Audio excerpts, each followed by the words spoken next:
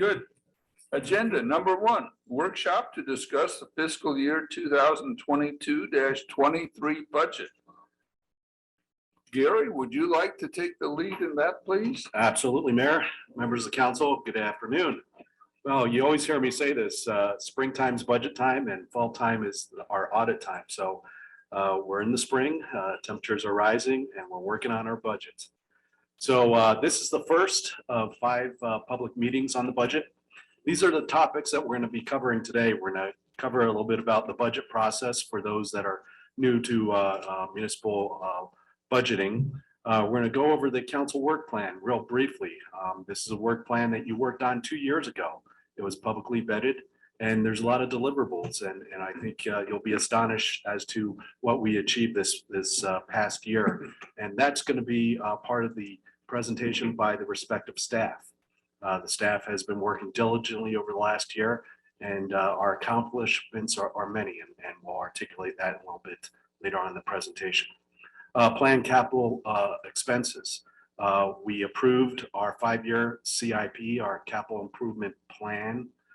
Part of that plan indicated the year one projects, that those year one projects are being folded into our capital improvement project budget for this year.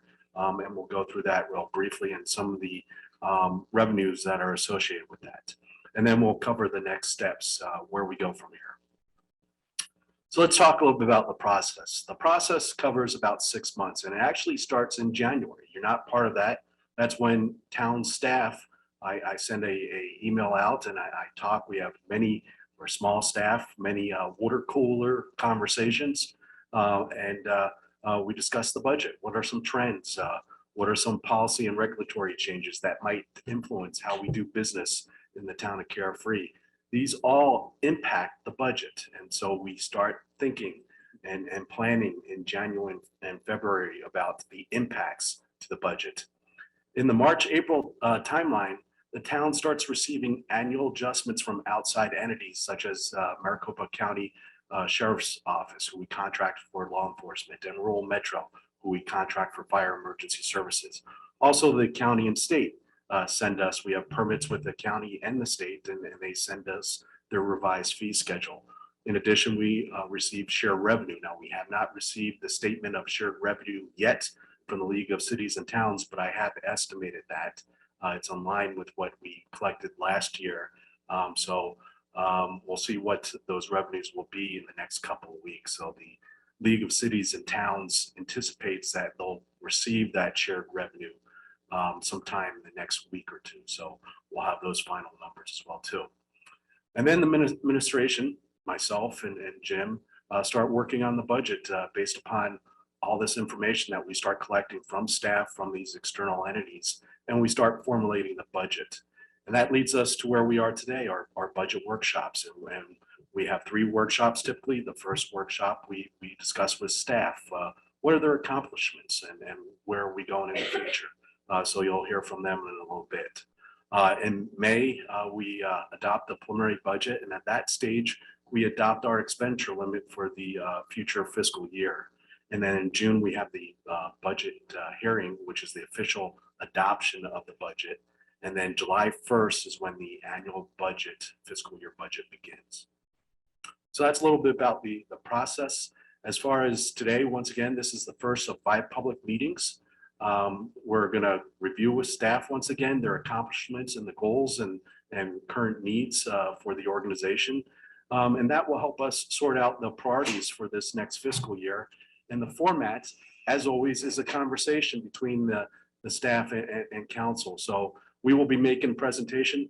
Don't be shy about interrupting and asking questions. We're here to provide clarity and create a common understanding of our workload and priorities and issues and concerns over the next fiscal year. And that helps us to filter into the goals and the needs from a budget perspective and mold our budget for the upcoming fiscal year.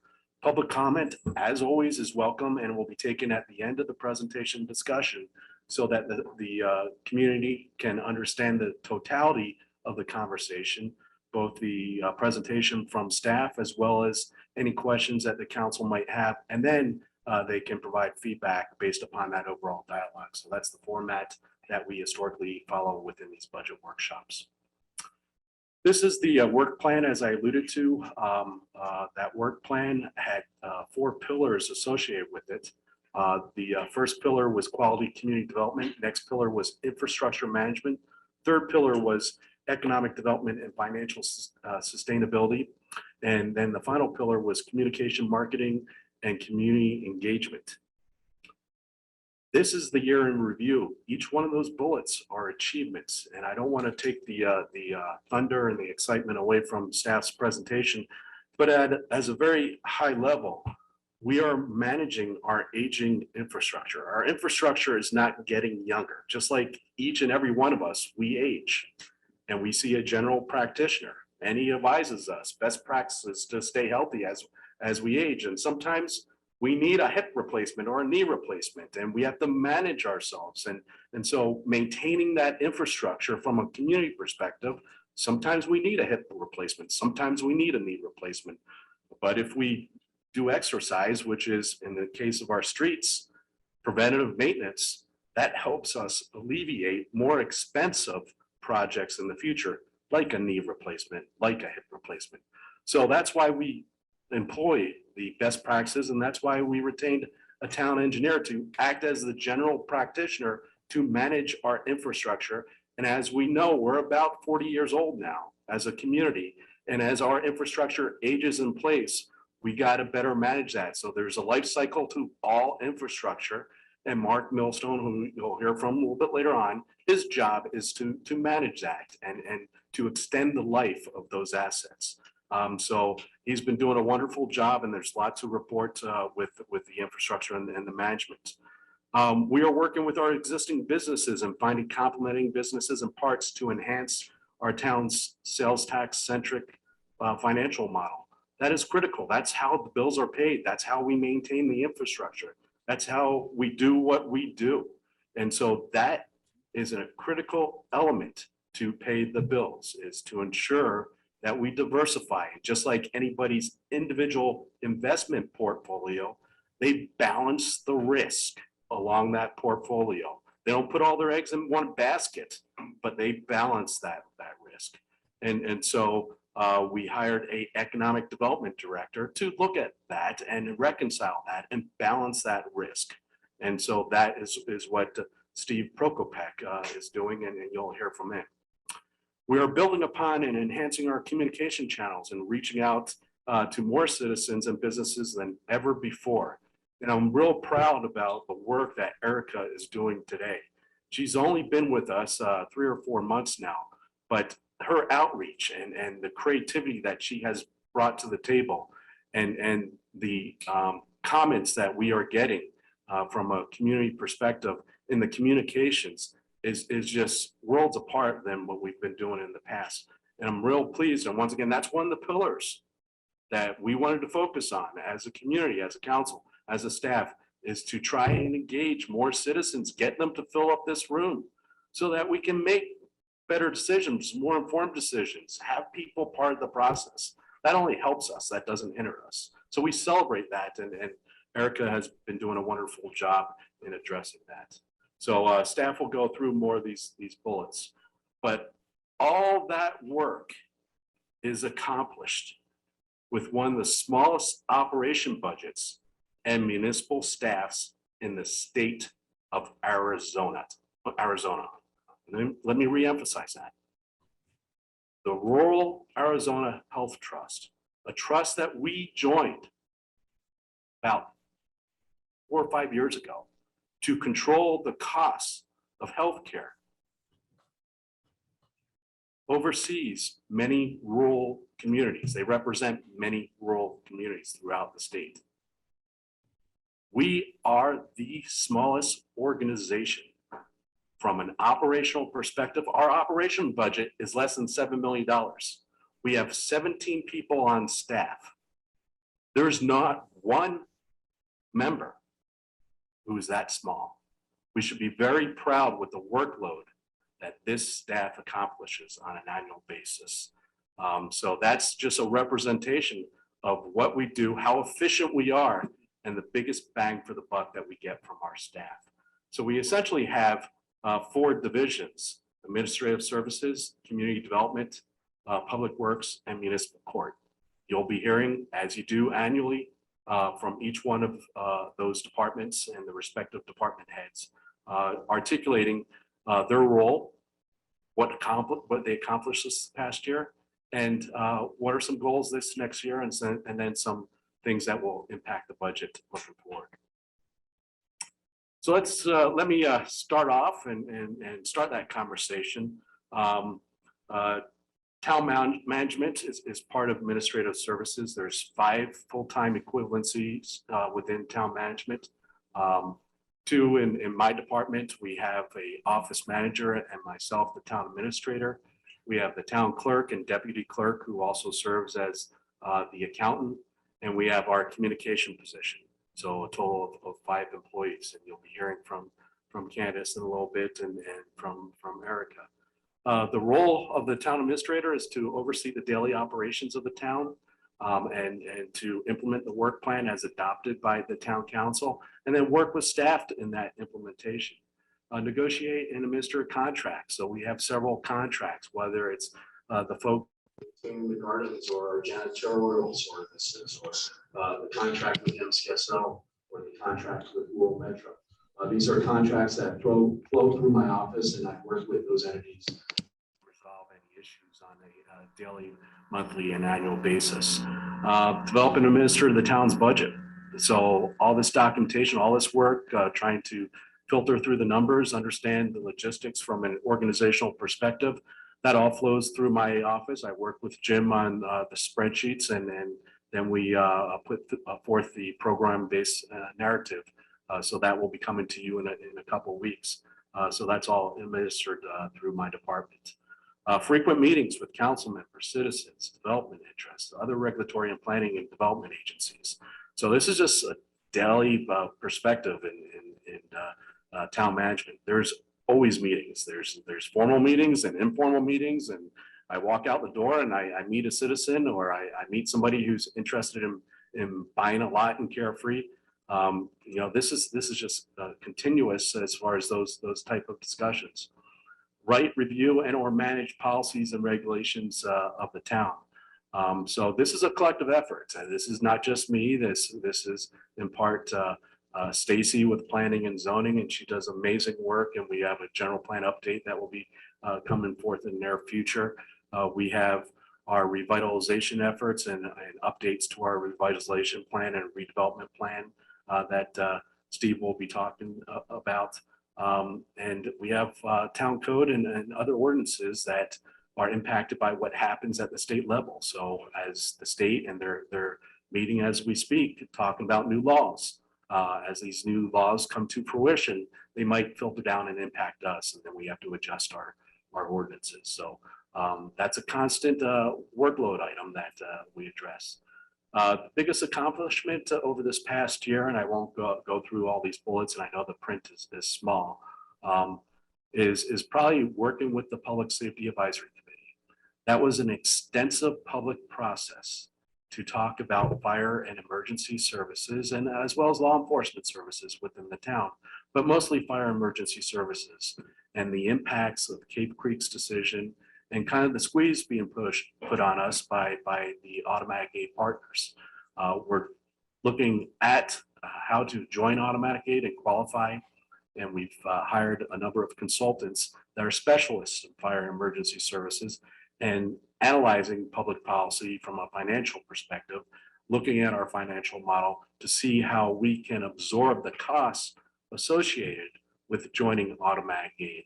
And it's not just one-time costs, but those costs, as we have discussed in the past, are ongoing costs. And so how do we marry those ongoing commitments from a financial perspective with our limited revenue sources? So that is something that's going to be discussed in the future. There'll be a series of presentations from these experts to you and the community, and a number of open houses probably coming up this fall, so that we can make collectively informed decisions about the future of fire emergency services within the town. So that's a little bit about the accomplishments. I want to highlight also the gardens. They're a point of pride for the town. They are loved to death by our four-legged friends, and we're looking at ways to mitigate the damage that they're causing. Some of the soil and it's funny but also sad. Dogs and plants don't mix well, and so we lost a lot of plants. And one of the things that we did over this past year is we pruned back a lot of the vegetation significantly, and we found out that a lot of specimen plants that we originally had have not survived. And the dogs do their thing, and the soils crystallize, and it doesn't support some of these specimen plants. So we're going to look at ways, creative ways, to try and have the pets focus their effort in certain areas. And so we have some decommissioned fire hydrants that we'll be installing in the gardens. And we're going to put some turf around those, and we're going to call it You're in Control. You're in Control. So we're looking at, and this is something that we're always trying to be creative with our approaches, from the courts to our gardens, and this is one of those approaches that hopefully will be creative. We don't want to not allow people to enjoy the gardens with our pets, but we have to reconcile, we have to balance that. So that's something that we're going to try and accomplish over this next year. We have started a restuccoing effort of a lot of the hard surfaces in the gardens. They are approximately 20 years old, and a lot of that stucco is falling apart. And so we started that last fiscal year. If you look at the amphitheater and you look at the green room building, now the visitor center, that's all restuccoed, and we used a ceramic paint product. We're looking at expanding that effort. It's worked beautifully, and we're hopefully going to take the second phase of that to the council in May. Another $25,000 to restucco the low walls on the east side of the garden, and then put that ceramic paint on that. So these are some of the things that we're doing in the gardens to obviously maintain the quality and the experience for not only our visitors, but more importantly, our residents. We're very proud of what we have, and we hope our residents are very proud of that too. But it also necessitates security, and we implemented new security cameras within the gardens, and that has helped to mitigate the vandalism that we have seen in the past. So I'm pleased that is helping to reduce the vandalism that we've Have we experienced. observed any wrongdoings on our cameras?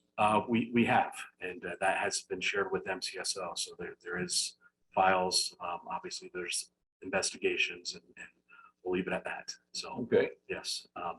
So it's working nicely. So moving forward, workload, the most significant one that has an implication on the administration budget is obviously the consultants working on the fire program and joining automatic aid. It costs us some money. It will not cost us as much as what Cave Creek spent on their consultants. So we're looking at fiscally managing that in a conservative way and getting the best product to the citizens of Carefree. But that will be a significant work effort and some costs associated with that. And that's probably the most significant costs associated with the town management department. So that's a little bit about town management. I've spoken too much, and I want to pass the baton on to Candace to talk about the clerk department and some of the financial things that she is working on. So let me change the slide here. Thank you, Gary. Mayor and council, speaking of workload, we'll go right into Jim and I. The jobs we did 10 years ago are clearly not the jobs we're doing today. Jim has significant job as far as accounting, bookkeeping, everything going on with budgeting and what we're doing. You've seen the reports that come out of his office. He really has no time to do any kind of a clerk area. Luckily, Samantha has picked up a lot for us, which has been great, but she also needs to do work with planning and zoning. So it's been quite a balance. And One of those things is we've had significant increase in meetings. We've had significant increase in their needs for financial reports and where we're headed, where we're going. We've also had significant, over a 70% increase in public information requests, which can be substantial in time and research. And we've also had extensive changes and increases in our legal requirements. As you may or may not be aware, I'm also a certified paralegal. So I've spent significant amount of time. For example, we had a complaint filed with the Ombudsman's office that we had an open meeting law violation, which I'm proud to say we never would, but that still had to be addressed and answered. And that was substantial increase in our time. And you're aware that we also handle everything in regards to helping the UCFD and the water company. Jim has worked very hard with the budget software he's got. He is amazing in researching the least amount of cost. He will even go out onto eBay and look for equipment for us when we have replacements to try and save us money. But we're at the end of our cycle with that accounting software, and it simply has to be updated or we're not going to be able to perform in the next fiscal year. And so you see that on your budget request that we've got that on there. And he went through quite a bit of research and requests in order to find the least expensive software that would do that job for him. So, and then of course we have my job, and I'm always looking for a way to streamline things, make it more efficient. So you'll see an Agenda Quick software that's on there. And that only has a less than $8,000 startup, and that goes all the way into our second year. It takes about 6 to 10 weeks to get it up and running and get everybody trained on it. But right now, what we started with was literally a Word program. And everybody just sent the clerk, here's my information for the agenda, et cetera. And that's just got too voluminous. We've got too much going on. This Agenda Quick software not only allows all the staff to do the same thing, they can send in their agenda, their items, but it goes directly to the agenda and starts populating that agenda. That agenda will then also populate the minutes. And as you've seen, minutes, just trying to keep up with our minutes has been substantial. I did look into having those minutes done out of house. Some of the other cities and towns, like our neighboring town, does that. It's just too cost prohibitive to me. I just can't justify it at this point, given the budget that we're trying to stay under. But this would also help populate those minutes. And then a big win, we also had Erica involved in the presentation. This also has a thing called Open Media, which plays directly into YouTube and would take a substantial amount of the challenges that she's had with the current system. Also does not require the 1,000 subscribers that the other system did. And it would be a big upgrade. And all of that is included in that price. Down the road, they also have an open or a public information request module that can go on to that for very little cost in the future, which would then also address another one of our challenges. So if you have any questions, we're available. I actually, right off the bat, I have a question. Yes, sir. So we're talking about the software upgrades, and you did a lot of shopping, Jim, and I know that you're very thorough that way. Is there a balance? Did you factor in some type of balance between trying to find the best price, but also trying to find services that you won't have to constantly look to upgrade a year from now, 2 years from now, something to get us a little bit more distance? Right, it's city centered, and it has modules to do everything. We don't have, like they do utility billing and all the different facets of it. Tyler Technologies is another company that has all these facets, but each module is like 5 or 6 times the price. So this Assist has a reasonable price for you to start up, and the yearly fees that you pay to support those 5 or 6 modules are modest and very fairly priced. And it integrates with Excel. It integrates with everything. And so I think it's a happy medium that'll do everything. And they've been around for 20 years. So a lot of cities and towns all over the country use them. So I see it as a tried and proven product. But they've kept making enhancements to it, whereas the software I have right now has not kept doing that. Okay, so that's the idea, is to be able to Yeah. purchase something so that we're not constantly having to reinvent the wheel a year from now, 2 years, to where you can just simply add to it. It'll what we just already have. be steady sailing, like we Okay. had steady sailing, but they're not updating the product.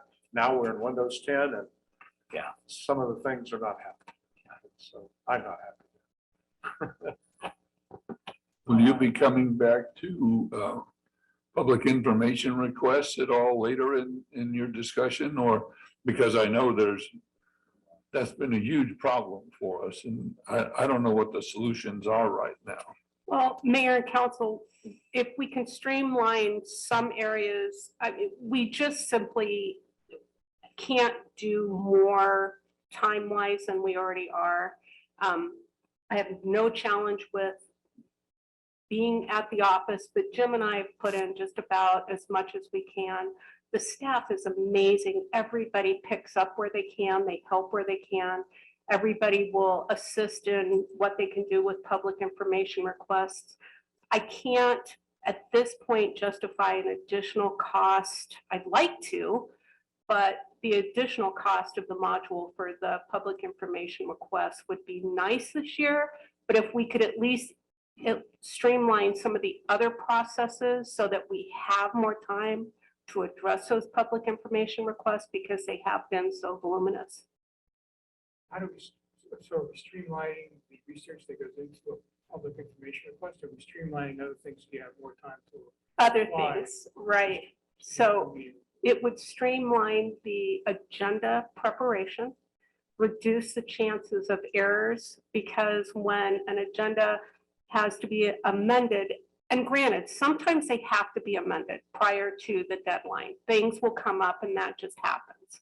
But if there's an amendment due to a clerical error that we have to make that change, it's a substantial amount of labor in order to pull those and amend them and repost them. And it includes 3 or 4 staff in order to do that.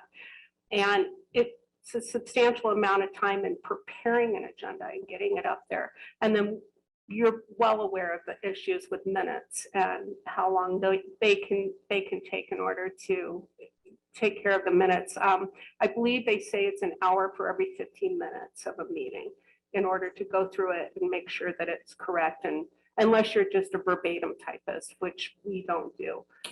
Candace, I'm sorry, do you have some type of estimation over the past month, 6 months, year, of how many public information requests have come in, just an approximate? I can only say that this year we went from 30 to 85 in the last fiscal year. And how much per time is on average devoted to each request? That depends. It can be anything from several days. If it is emails regarding a certain subject, those have to go on a litigation hold. I have to contact anyone and everybody that might be involved in those emails. I also have to have the town attorney involved in those. So those are looked through for attorney-client So privilege. this software, this would take a lot of work off of your plate if we were to make the investment in this software. And can you give us an estimate of how much additional this software would cost for specifically for public info requests? It would depend on how far. First, we'd have to actually get the software for the minutes and whatnot, which again is under $8,000. And then it has $4,800 for the first 3 years and then $5,300 for year 4 and 5. The agenda public records module is about $1,200. And then the upkeep on that is negligible. It's almost part of what the regular upkeep is for the agenda click. So I have a question on the minutes. Mhm. We don't do verbatim minutes. I guess I think we do summaries and ones. Correct. So I found it very beneficial in other work we did in a major issue that I won't go into, in being able to research verbatim minutes. Mhm. And I think it helped us quite a bit, having a public record that fully explained who said what, when, where, how. Mhm. And I just, is that something we can do without a tremendous amount of trouble, or is that just? Mayor and council, we would have to contract out in order to do that. There are companies that do that. The recordings would have to be sent out. It's several tens of thousands of dollars a year. So for them to do, it's basically, if you think of a transcriptionist from a court, it's the same thing, and it's the same type of people that do it. So it's substantially more. If I may, I just had a discussion this morning on this issue with my wife who's on the school board. They just went through a FOIA request here, and I don't think people realize how much time and money goes into those things. Not that everybody has the right to do it, I don't discount that, but it was one simple request that took 6 people, 40 hours, and over $11,000 cost for one. Transcription. Just one. 40 hours were spent by 6 people collectively, and over $11,000. This was a That's public real money. information We do request. that 20, 30, 50, 80 times in a year. And not to mislead the Many are council. recklessly just, Correct. like, it's arbitrarily, not really thought out.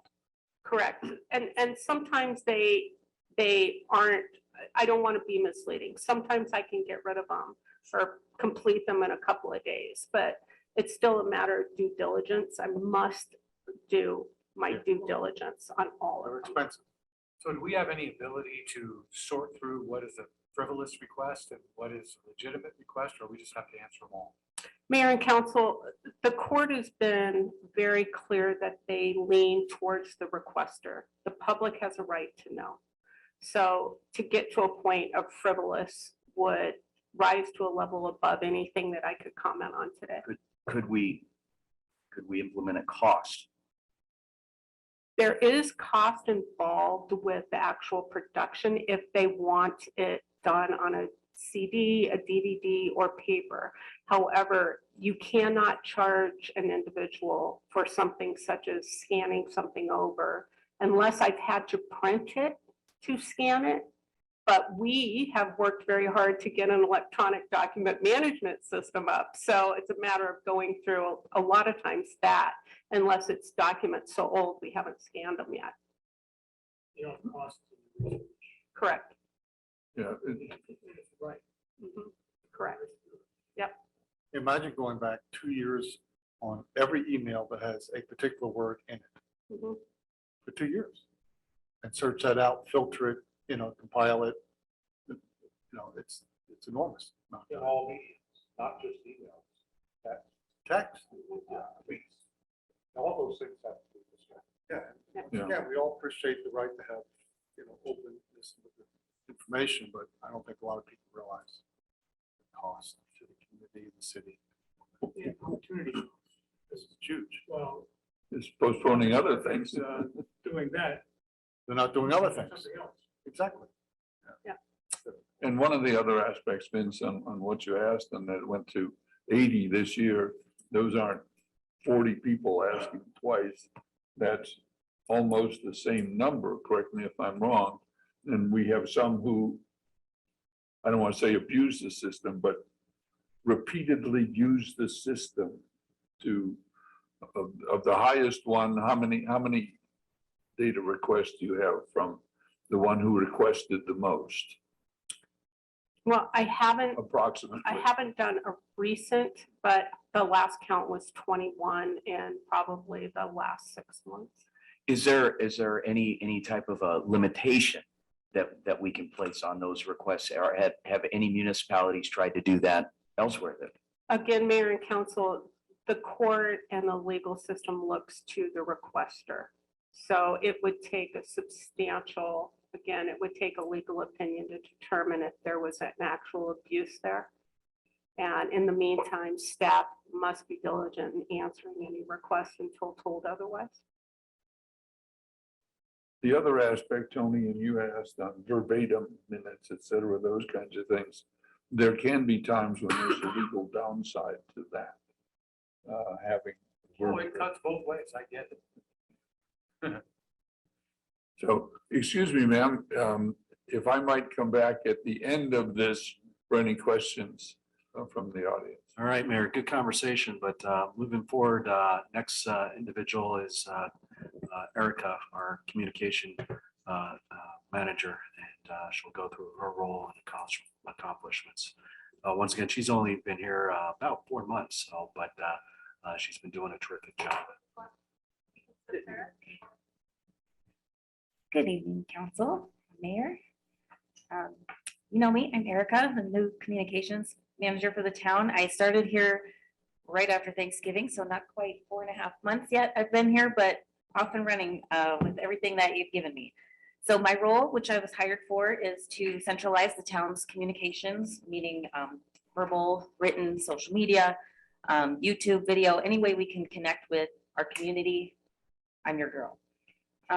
And I've been tasked with improving these communications with our community.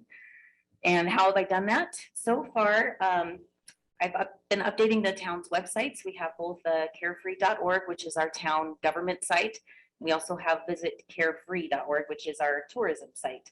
And I directly manage our town site, and then I work with a contracted service, Tech for Life, to have them manage our tourism site. And I just contact them when we have changes or updates, and they'll take care of those updates for us.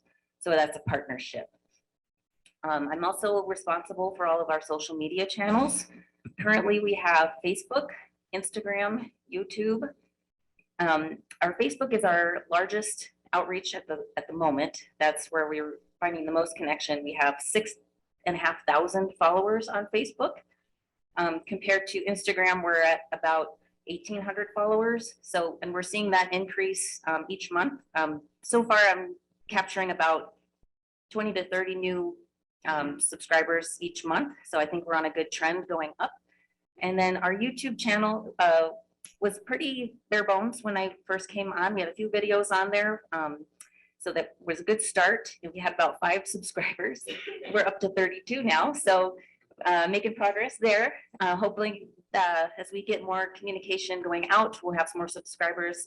Again, that's where we're posting all of our council meetings, our budget meetings, any public events that we've got recorded are available on our YouTube channel at any time. So you don't have to take off work to come watch a council meeting. You have that resource at your fingertips on our YouTube channel. Additionally, we have our town newsletter. We have 838 residents subscribed currently to our town newsletter. We are trying to increase that number. We would like all of our residents on our town newsletter so that they can be informed about things that are happening in our town. So we're posting notifications in the mailbox and the post office. We've also got postings on our social media, just trying to get that outreach to get more people informed.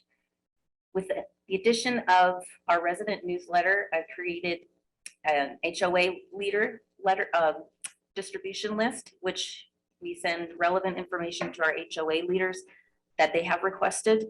Again, those are nothing other than what would be useful to those residents of that HOA community. Nothing further outside of that goes to those HOA leaders. And finally, we've been working with Steve Prokopek. We began a local business owner newsletter. So we have 342 subscribers on that with all of our Carefree businesses. And so we're starting to send out email notifications along with our events from the town and encouraging dialogue with our Carefree businesses so that we can capture their needs and work with them and help their businesses grow here in town. Moving forward with other outreach efforts, our news and press mentions. I have created pages for those on our website so you can see all of the times Carefree's been mentioned in our news and the media in general. In the year 2021, we had 18 articles published on the behalf of the town of Carefree. This year so far, we've got 31 media mentions and news placements. In addition to, we had one 12 News feature where they came to our fire station and promoted our firefighters' work in also educating our community on being firewise. So that was a nice win for our town and our firefighting team that worked so hard for us. Other than that, I am also working with Steve Prokopek on our events and activities in the town. So managing all of the pavilion rentals when groups want to come utilize our facility for an event. I work with them and get those needs met. Additionally, I'm working to coordinate fitness classes that you see there weekly with our instructors there. They're fabulous women and are just dynamos, and people love what they do. So we're happy to work with them and working with other business owners to expand those offerings. Moving forward for our goals for next year, Candace spoke about the need for new software. The addition of the meeting minutes recording would help tremendously. As you can see in the back of the room, my camera setup is pretty meager. We're making do with what we have, but would love the opportunity to get some better equipment and so we can reach those residents at home and with our videos. But with that, is there any questions you have for me? Regarding the meeting equipment, now, Steve, you had mentioned in the past about potentially getting something that can permanently mount here in the council chambers. Is that something that's on the drawing board, Erica? And how would that look? Yes. So we are exploring companies that will come out and put in equipment. We've gotten a few initial quotes. It's a little high price, but we're looking to get some reduced costs for those. But yes, that's definitely something we're looking to have. And then you'd also mentioned regarding Candace on the minimum number of subscribers with YouTube versus other alternatives. Correct. That's something that also is included that you've requested that. Correct. That's been the first question I ask is how do we get around the 1,000 subscriber mark? So that when we contract that service, they have those parameters in place as a company that we're contracting so that we fall under their contracted service and meet those requirements. So is the new equipment going to be in the budget for next fiscal year? That's the request, yes. And I have another question about encouraging people to subscribe to our newsletter. So there's two ways to tackle that. One is through social media, and another way is to mail them. Correct. So it's mailing costs money. Yes. But we have done it at least once where we included it in the water bills, and then for those in the create service area, we mailed it to them.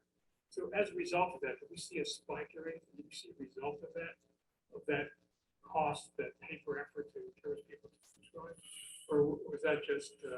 I haven't seen the numbers for that, so I can't answer that, but I can get back to you with that. That was years ago. Sure. No, it was 6 months. Let's say October, Yeah, 6 months ago we did it. and we had done it in the past, 3 or 4. So personally, I think mailing things out is not the cost-effective way to do it, but we did do it. It'd be interesting if it had any impact. It's certainly worth looking into. Yeah. All right. Thank you, Erica. So moving on, a lot of exciting things happening in the communication channels. And, this is something that it just doesn't happen. So there's a ripple effect with communications, and there's a lot of management, a lot of time and resources devoted behind the scenes to communication. Erica is doing a wonderful job in enhancing our communication channels. Moving on to community development, there's 5 employees within community development. Sure, if you compare our community development team to other nearby municipalities, you will find a pretty lean organization structure there. First one off the bat will be our planning director and zoning administrator, Stacy Denzek.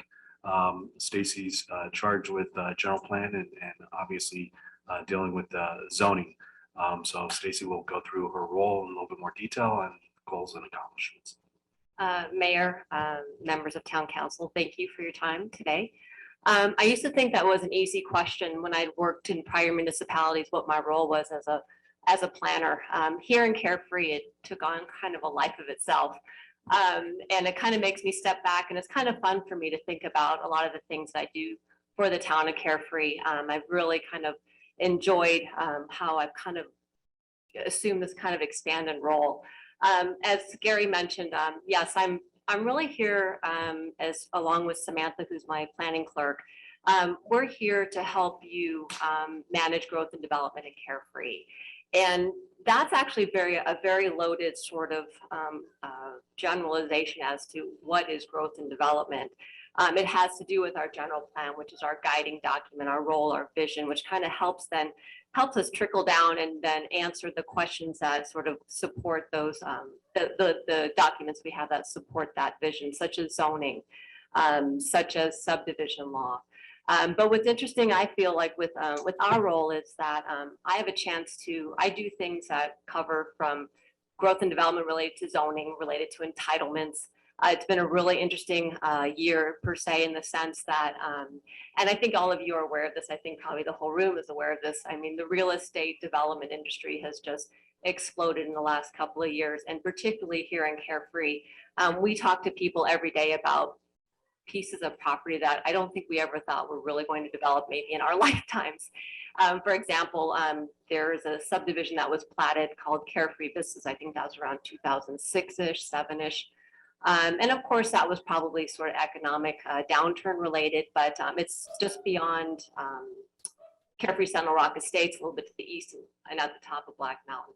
I mean, they've come in to date and they're looking to develop now. Those are going to be mountainside lots, but they're looking to build out that subdivision, which has been on the books now for 2007, about 14, 15 years now. So I do, along with Samantha, we get a lot of questions about what can I do on this piece of property, whether it's related to a commercial property, whether it's related to a single residential property. We just get a lot of questions, and we try to guide developers and the public as to what they can and can't do, try to look back at the general plan and the town's vision of what certain properties want to be, at least as we see it in terms of that growth and that vision. So we do the things with zoning, but zoning then works closely with economic development, and that's actually it has been very enjoyable since we've had Steve Prokovac join us. One thing that, and I'm probably not really going to go in order here, but one of our biggest goals was the recent approval of the land use change of the northwest corner. That was a major general plan amendment, and that takes a lot of effort. That's a lot of effort actually for a true development or a true department that has a number of staff members. And the three of us sort of worked through that and did that together. That was really a major accomplishment. We will have continued interplay with economic development. We're working together on a comprehensive sign and circulation plan. It was a sign plan, and then Steve comes along and it becomes a circulation and sign plan, which all made sense, and it's all sort of coming together, and he'll probably talk a lot about his redevelopment efforts as well. That's again something where we come together on. I do work closely also with the building department. Samantha and I both, I review a lot of permits with respect to the zoning ordinance and just sort of the knowledge, a little bit of knowledge related to, the other things in zoning, or I'm sorry, in our sort of our toolbox of how we develop. And so we will do things from reviewing permits, we'll do site inspections, we'll go out when people are doing things they shouldn't be doing. Mike will probably go into that in more detail. But I think it's safe to say, I think I've heard him say that this has probably been, and he's been here for over 20 years, this has probably been some of the busiest years that we've had in terms of development. I work also with code enforcement. So I do sort of, while the zoning ordinance is sort of more our purview, I do have things that I help manage in town code. And so I'll work with Dennis quite a bit. We'll have to deal with issues, anything from people doing work without permits. We've sometimes had to go to court and sort of, be there to sort of address and try to get things back in line. I write letters and, have to reach out and just try to figure out how we can get things solved in our community, whether it's anything related to a business or a property or property owner. I also work with engineering. We're fortunate now that we have a town engineer. It's just nice to sort of have that other person there. And we had that before, but we do work closely. I was able to kind of transition Mark into management of the streets, which I was somewhat a part of prior to that. But again, we communicate quite a bit if it's something related to roads, if it's something related to grading and drainage, if it's something related to a major wash in town. So our paths cross quite a bit as well.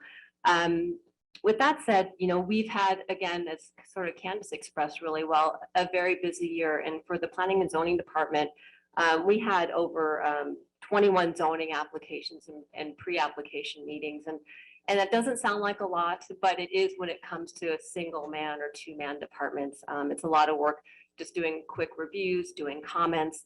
And then when we actually get cases moving forward, preparing for public hearings, not only for our own planning and zoning commission, but for town council as well.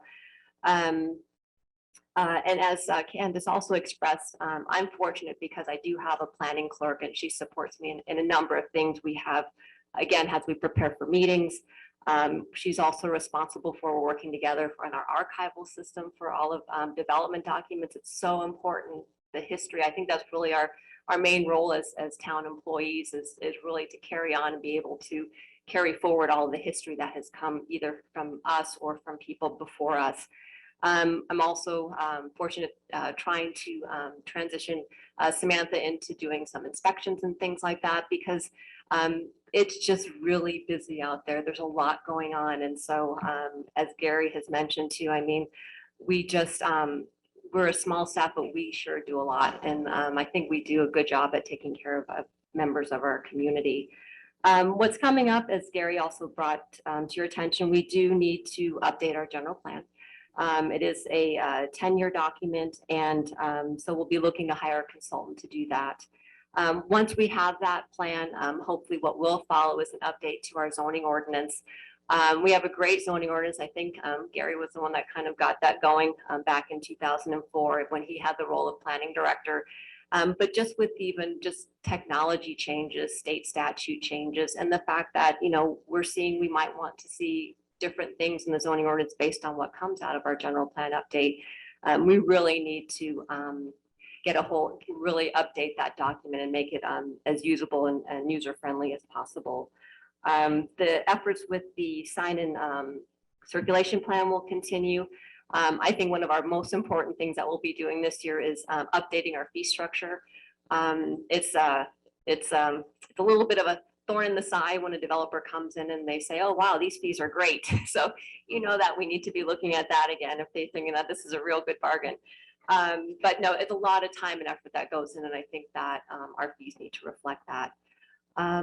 With that, we're going to just, with everything else, I think what's most important that Samantha and I do is really provide as high a level of customer service as we can related to answering questions about properties, development, business uses, what can happen and what can happen in the town. So with that, I'm happy to answer any questions that you might have.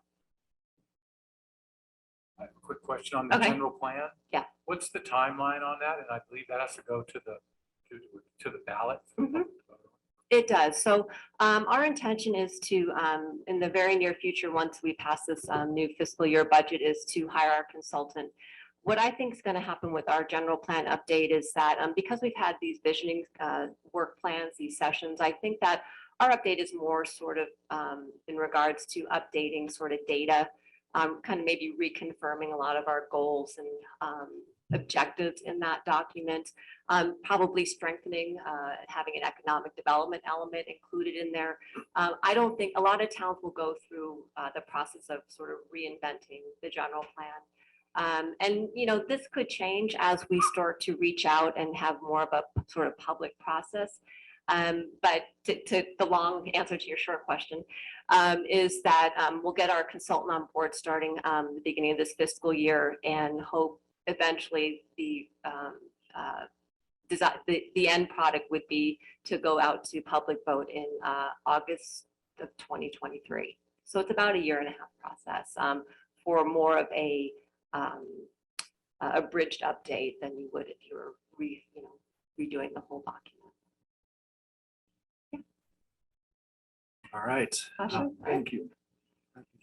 Thank you. I have to emphasize that Samantha is an excellent compliment to Stacy, and her sunny deposition is just awesome. She's in charge of the front counter, so she manages the workload between Dennis and our other assistant there. And she can deal with very difficult characters as they come into the room and make them feel like they were listened to and that their issues were addressed. So she's a great asset to the town of Carefree. Thank you for what you bring to the table, Sam. Next up is Mike If Tibbet. I might take a moment just before you start, since you paused. I have the privilege of having an office in the middle of a lot of the things that go on. And so I'm relatively familiar with the table right out there and the copying machine and those kinds of things.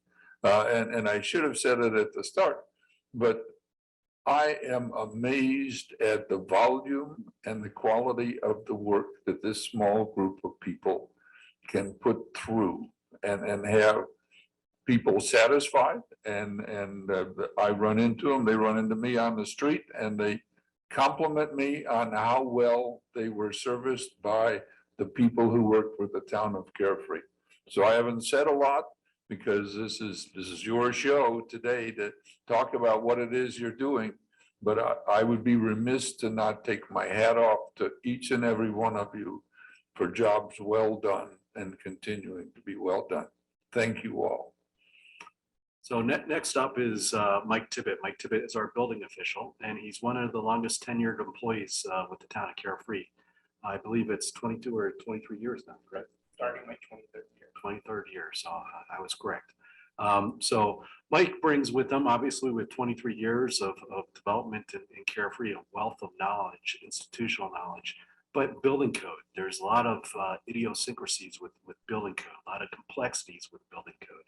And so Mike is a fountain of information, and he does an amazing job and has some great people skill set to deal with sometimes difficult issues and trying to mitigate disputes between individuals. So that being said, Mike's gonna once again go through his role and some of the challenges that he faces. So I run the building safety department. I perform inspections, do the plan reviews for all of our commercial and residential properties. I issue the building permits, meet with developers, homeowners, contractors, try and resolve any complex building issues.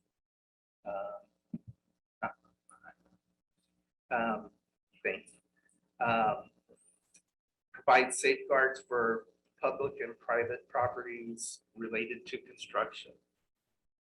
So the accomplishments this past year, the building safety division conducted 3,904 inspections over the course of the year. We permitted construction projects adding over 84,116 square feet. Remodel projects on homes of about 15,670 square feet. And was valued at over $11.2 million in valuation for the projects. The building division also performed 1,298 site visits, 230 plan reviews, and approved 17 new single-family residents this year. Approved 55 home remodels, and we're continuing the development of the Hampton Inn and the new townhomes that are right across from the Hampton. So goals for this year.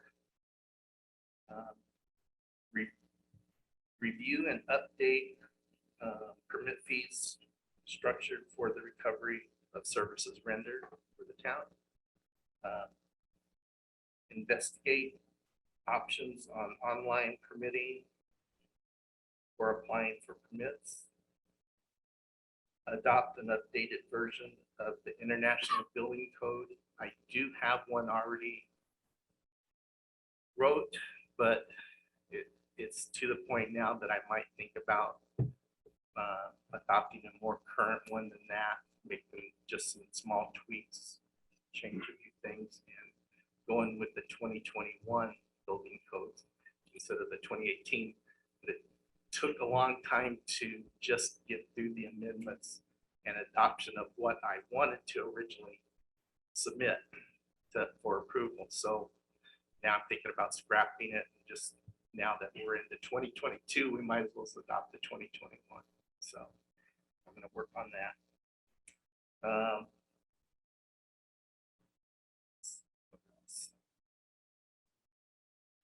Update my professional certifications, do some continuing education of about 60 hours to update my certifications and try and maintain timely plan reviews and inspections. Keep everybody happy. Any questions? Mike, I have a question for you. Yes, sir. You had mentioned 3,904 inspections. Bulk of them, and that's a pretty big number. What sort of things overall would be represent the majority of those inspections? Well, it varies. Just like, let's just use the example of a new home. An average home in Carefree is 5 times the size of an average home in the city of Phoenix. You know, all of our homes are much larger. So we go out to do an inspection. Yeah, it counts as for a, let's say a top out, a rough. So that the electric, mechanical, plumbing, framing, that type of thing. Well, we're looking at a house 5 times larger than one in downtown Phoenix that's in a tract subdivision. So we might spend 2 hours on that home just for that one visit for inspections. Oh, over the construction process, 4 visits, 4. Oh, no. No. So a home would probably be, I'm going to say roughly 20 visits, and you're probably talking well over 30 or 40 hours involved in one house of a normal house. To use the example of the Hampton Inn, I'm glad the Hampton Inn project was close to your office. close but not easier. No. So the Hampton Inn, we are into 2 years of construction. Hampton Inn was an 11 to 12, 13-month project, already 2 years. And to be honest, I think we're probably looking at another month before it's open.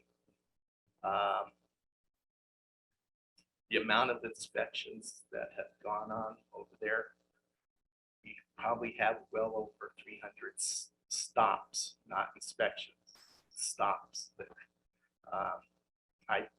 I'm into my 5th page of logins.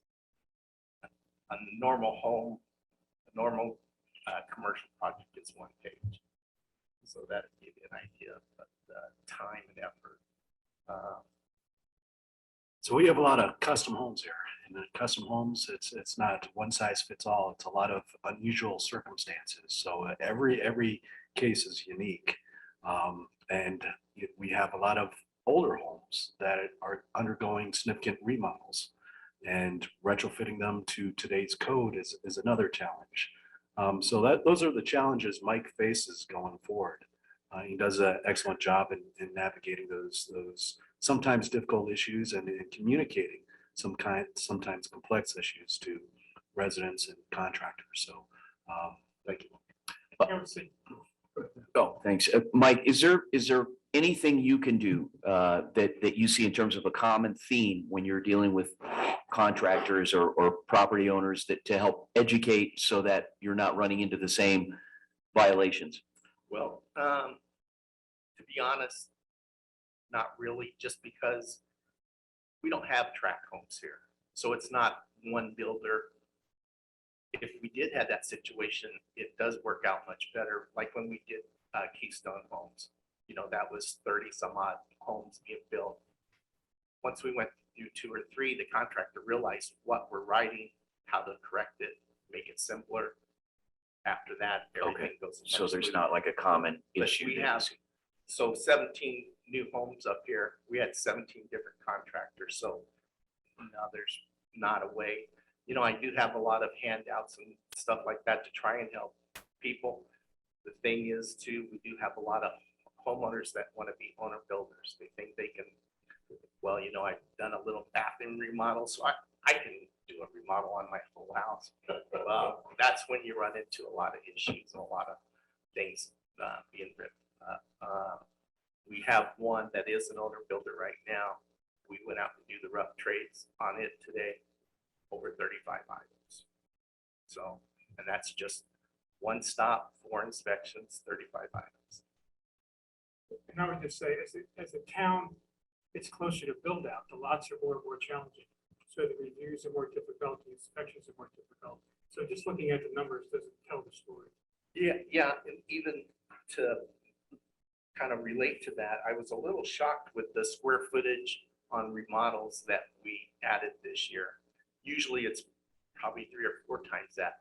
So the homes that were being remodeled this fiscal year was more just a complete remodel of the home, not doing any additions or anything else, just going in and gutting the entire house. The house is already big enough. I don't need more square footage, but I want to update the entire house. So that's what we had more of this year, as far as remodels go. One more question from me. Any resources that we can provide you to facilitate your work? Not that I can think of at the moment. You know, we do have a third party that helps in with the inspections, which is a great help. You know, back in the day, I used to do both. I used to do all the inspections, all the plan reviews, everything.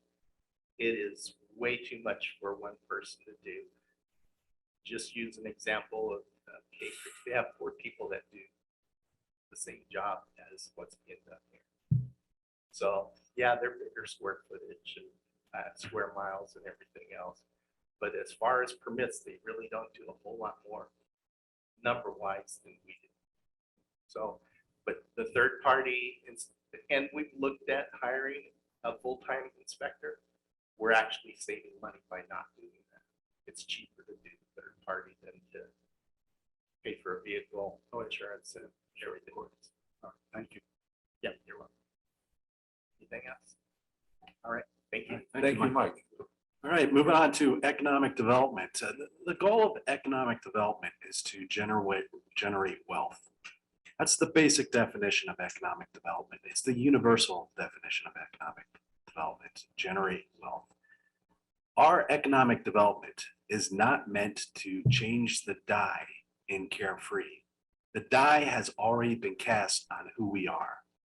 We're a high quality, low density residential community. We're trying to find complementing parts that complement our neighborhoods. There are a couple remnant undeveloped properties in Carefree, and then our town center. I joked when I interviewed for this position, this is the longest economic development project in the town center in the state of Arizona.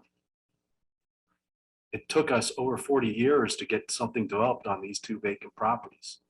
And there's a reason why. So looking strategically on these complementing parts, and once again, as I emphasized earlier, we have a sales tax centric model. We don't depend upon a property tax like some of the neighboring communities. And so as a result, we have to find those complementing parts and be strategic about it. And so that's why we hired an economic development director to go out, speak to the neighbors that are directly impacted by these 2 remnant properties, and come up with solutions that fit the character of Carefree, that help to further define Carefree as a high quality residential community. And Steve is on that path to do that. So Steve will obviously go through in a little bit more detail about what he's been doing and some challenges for next year. Actually, thank you, Gary. If there's any questions. No, my presentation. That's the shortest presentation ever.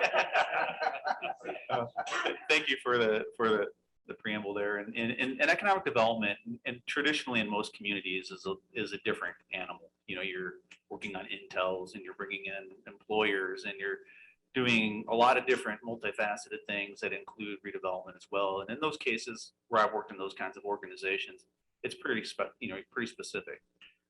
Either you're working on industrial or office, or you're working on retail, or you're working on redevelopment. And obviously we don't have the industrial office component here. We're not trying to attract jobs to this community, but it really does fall down to the idea that we're really focused on retail development because it is so critical to how we fund our services here. And then the other part of it is just the revitalization piece. And as Gary had mentioned, you can go back to documents, and now thanks to Vince, I have documents that really kind of piece together a lot of things that they've discussed about the town center since its inception.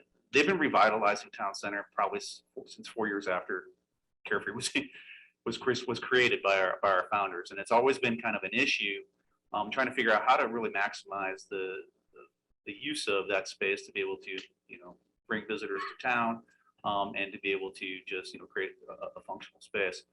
Obviously, when the town incorporated, it created a whole different set of rules by how this area was divided by. We weren't getting revenue from the county.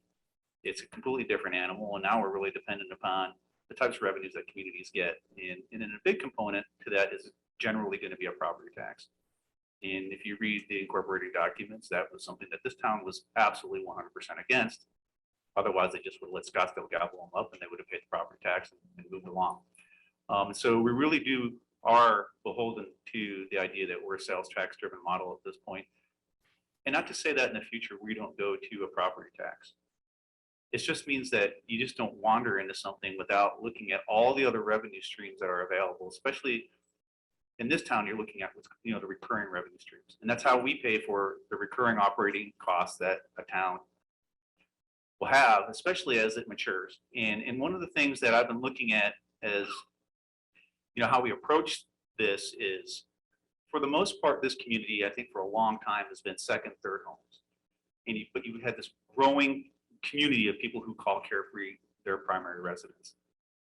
In some point, and I can't put my finger on exactly when it happened, but I think we've crossed that line where we really are truly becoming a community of people who call Carefree their home.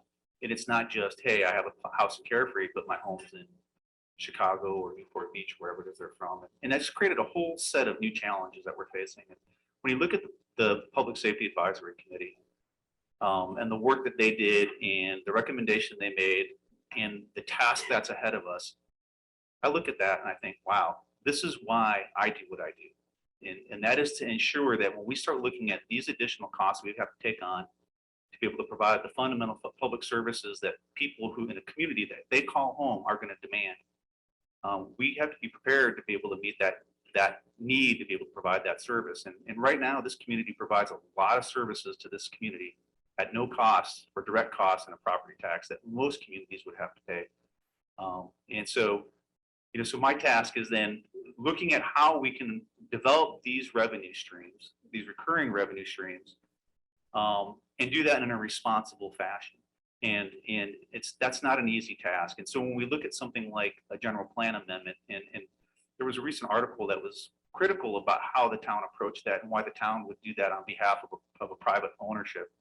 And it really comes down to the idea that when you, as a town, are looking at your limited assets and resources, especially as a town as small as we are, you have to be able to protect those assets, whether you own them or they're owned by others, and how those assets are going to be able to generate return on investment. So I look at my time and something like that versus the outcome, which is really how much percent of a fire program can we fund by the revenue that we can generate on a site like that. That's important. What also is important as we engage in these activities in the name of economic development and in the name of generating revenue is making sure that we don't really impact things in a negative manner. And I want to really thank Janet Vivas for being here because, I've spent a lot of time talking with her and a lot of the neighbors that that are impacted by the general plan site specifically. And it's important that when we go towards these endeavors to be able to financially meet the needs of a community, that we also are conscious of the outcomes of those things and the decisions that we make. And I know we spent a tremendous amount of time going through that, specifically with the general plan amendment. But it's important that as we move forward, that we keep that in mind, that we are responsible in a lot of manners. And I'm happy to go through the process that we went through on that because it took a lot of time. And I heard we received a lot of input and we have a lot more to go on that specific project. So that was something that was a big accomplishment for the year. But we're not done yet, and we have a lot of work to do. You have a lot of work to do as well to be able to meet that goal. And so I just want to let those neighbors know they are much appreciated, and that their input will always matter as we move forward. The other thing I want to talk about in economic development and what's important to the town here is how we utilize our assets. And our assets include our gardens and our right of way. And one of the endeavors that we're engaged in right now is, as Stacy pointed out, is the parking, the signage and circulation plan. And as part of that, we're looking at ways to better utilize our assets. And it also goes as part of the redevelopment plan. That includes our town hall. How can that become an economic development asset? Is there a better utilization for that? As part of the 2015 plan, it's called for a redevelopment there. So one of the things we're going to be looking at is, is an opportunity for us to relocate that and redevelop that site. But we'll have to look at a lot of different things. How is parking impacted, the revenue we generate? So those are things that we're going to be examining as we get through that process. The other thing we're looking at as part of that is how we're utilizing Tom Darlington and Cave Creek Road. And as we look at Cave Creek Road and Tom Darlington, we also have our assets there in the form of right of way. Are there opportunities to be able to utilize those assets to better help with the revitalization of town center and enable the opportunity for us to be able to better utilize some of the infill sites. So those are the things that we're going to be working on. I just kind of want to expand because I know there's been so many questions in the public a little bit. This is actually a good time for me to be able to address those. The other thing that, again, kind of going back to what Erica was talking about is, a lot of the things that we do also needs to be community-based. And so we'll be focusing a lot how we can utilize our assets, particularly the pavilion and the gardens, to be able to have more events and activities that will be community-based, but also ways that we can be able to attract and utilize those spaces to facilitate more business within the town center. So if somebody comes to see the sundial, how are we getting that person to go eat at venues or shop at Ortega's? And so those are the things that we'll be looking at as it relates to working with businesses and our marketing, our promotional activities. And then as far as revitalization goes, we are in the process of a redevelopment plan. Last year, we created a redevelopment area, and as part of that, you're required to do a redevelopment plan. And that redevelopment planning process is really beneficially kicked off with the Planning and Zoning Commission. As part of any redevelopment plan, the Planning and Zoning Commission is an integral part to being able to create that plan and make a recommendation to council for that plan's approval. We're hoping to have that plan done within the fall timeframe, along hopefully with the signage, parking, and circulation plan, which kind of fits in together with that redevelopment component.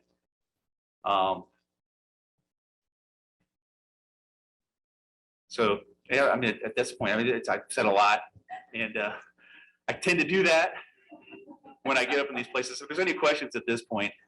Steve, I have a quick one, just Yeah. for definition. Define with respect to signage and then circulation. What are you referencing?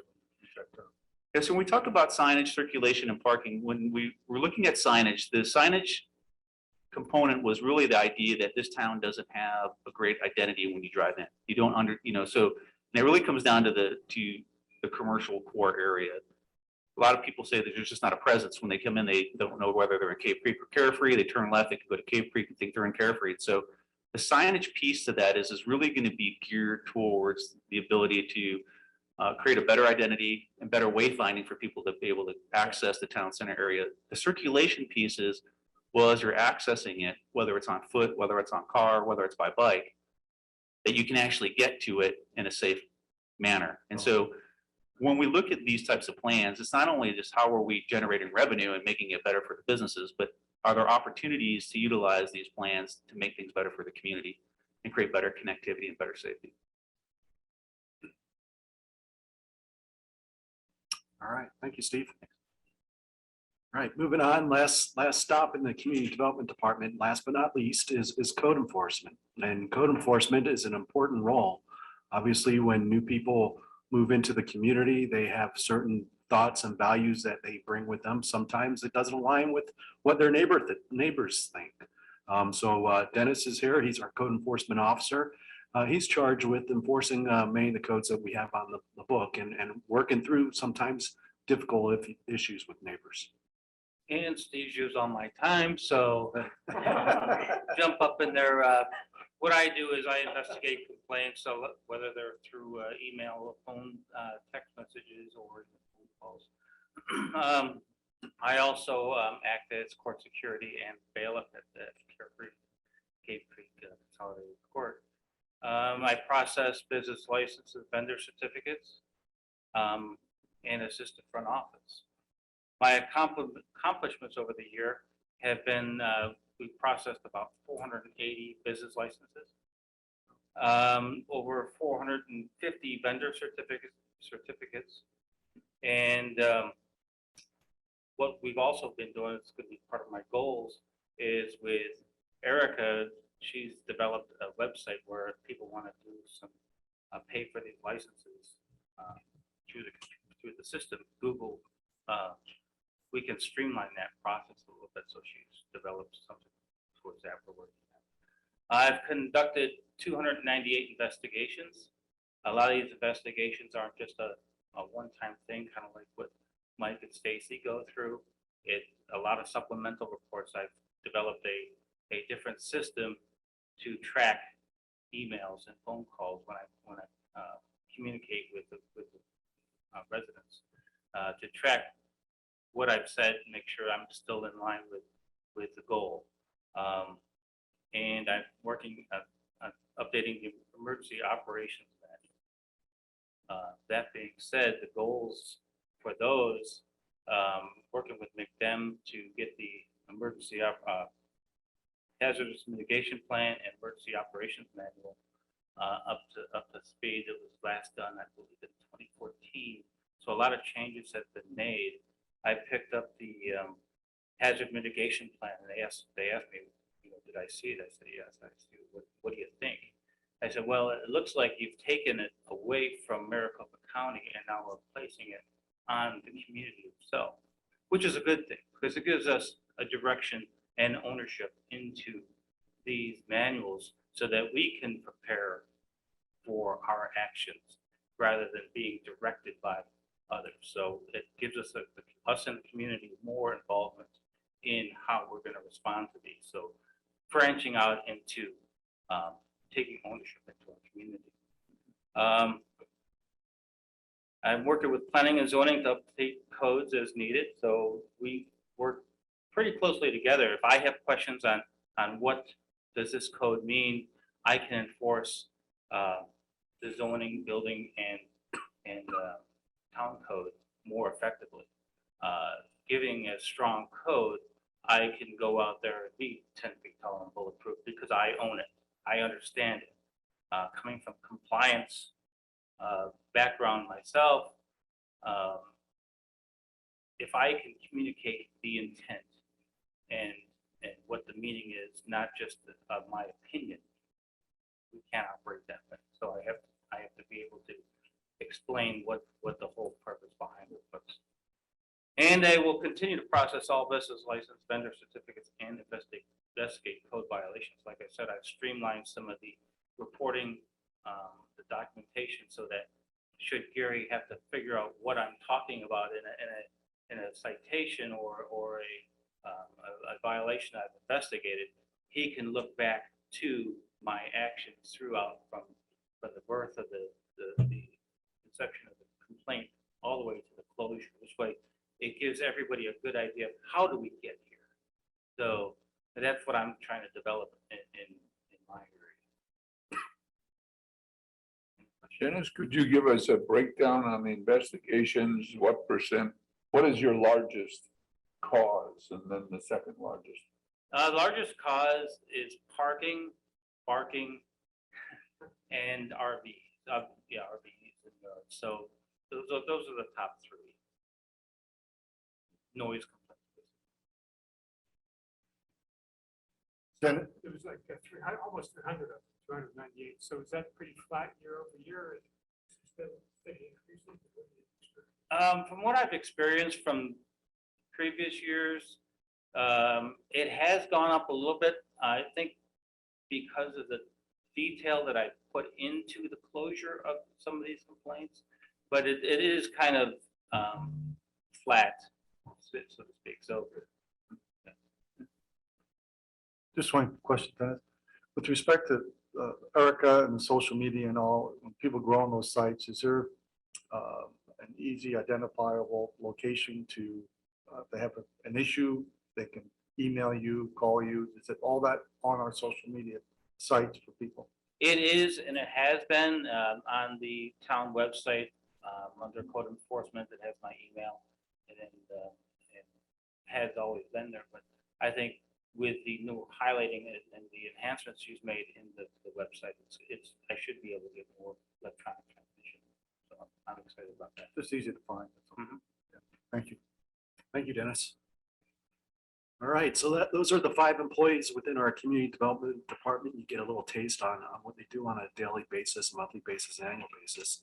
Changing gears a bit, so let's talk a little bit about public works and our infrastructure. And Mark Millstone is here. He's our town engineer. Mark's been with us about, 10 months, I was gonna say about a year now. But who's counting, right? And the accomplishments are many, and I'll let Mark highlight some of those accomplishments there on the slide in front of you and some of the goals for next year. Thank you, Gary. Afternoon, Mr. Mayor, council members, staff, and town residents. I can't let this go by, so I have to talk about the guy on the left here. I'm calling him Mark Bot. And I give Gary a ton of credit because he actually found an engineer that looks way more intelligent than myself. So thanks a lot, Gary. My roles as town engineer, the first one, absolutely government compliance. But the second bullet point is the really more important one, as far as I'm concerned. It talks about the public infrastructure as well as assets. And so our roadway system is the town's largest asset or resource. A lot of people don't realize that.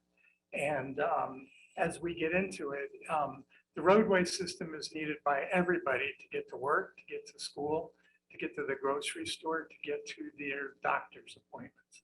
Highly critical, and it's important to keep it up. If the roadway system in town vanished overnight tonight, complete vanishment, it would cost upward of $23.3 million to replace it. So it's highly critical, highly needed, and it's, like I said, it's our largest resource. Other roles, I coordinate the workload for facilities as well as the right-of-way division. And a couple that didn't make the list and that are highly important to me. I feel that I need to be a quality engineering resource for the council, for our department heads, for town residents. So that's highly important to me, taking care of questions and answering questions. As well as the other thing is the review and comments on proposed subdivisions, as well as infrastructure plans, specifications, and construction estimates. So it's important to me that I have a say in what the future town is going to look like and what standards we use to get it there. So that's very important. Some of the accomplishments, and I have a long line, and I'm very pleased to say that we've done a lot over 10 months, but let me run through them quickly. So about 45 building permits, 44 right-of-way permits, 24 grading and drainage.